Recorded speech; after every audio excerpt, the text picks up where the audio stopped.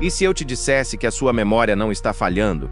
E se eu te garantisse que aquele filme que você assistiu na infância, aquela frase icônica de Star Wars, ou até mesmo a morte de um líder mundial nos anos 80, realmente aconteceram exatamente como você se lembra, mas alguém ou alguma coisa reescreveu o código da nossa realidade? Hoje, nós não vamos falar apenas de esquecimentos coletivos.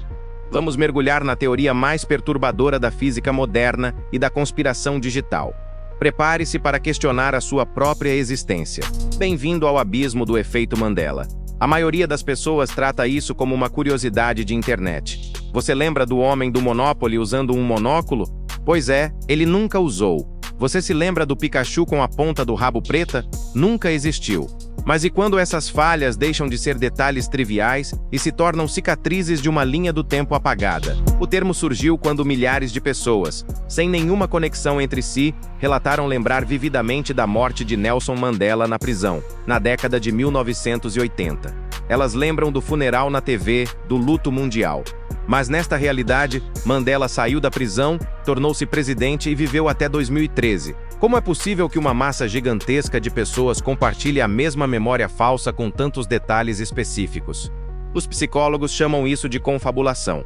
Mas os teóricos do caos têm uma explicação muito mais sombria. Vamos aprofundar.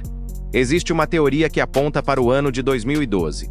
O ano em que o CERN, o Conselho Europeu para a Pesquisa Nuclear, ligou o grande colisor de hadrons em potência máxima.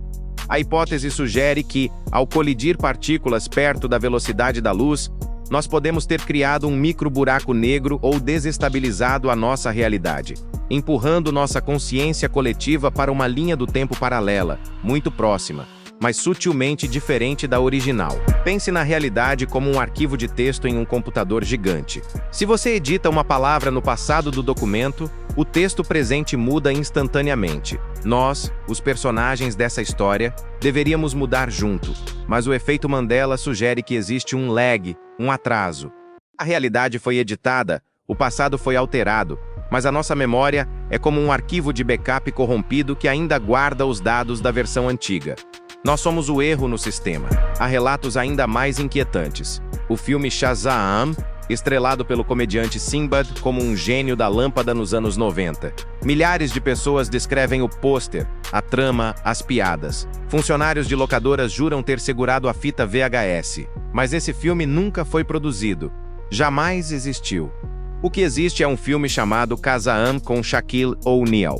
Será que todas essas pessoas estão alucinando? Ou será que em algum lugar, em uma frequência de realidade que deixamos para trás, essa fita ainda está em uma prateleira empoeirada? Isso nos leva à teoria da simulação. Se vivemos em uma realidade simulada, o efeito Mandela pode ser o resultado de atualizações de software. Patches de correção que alteram logotipos, nomes de marcas e fatos históricos para economizar memória de processamento ou testar variáveis sociais. Aquele traço no logotipo da Ford que você não lembrava?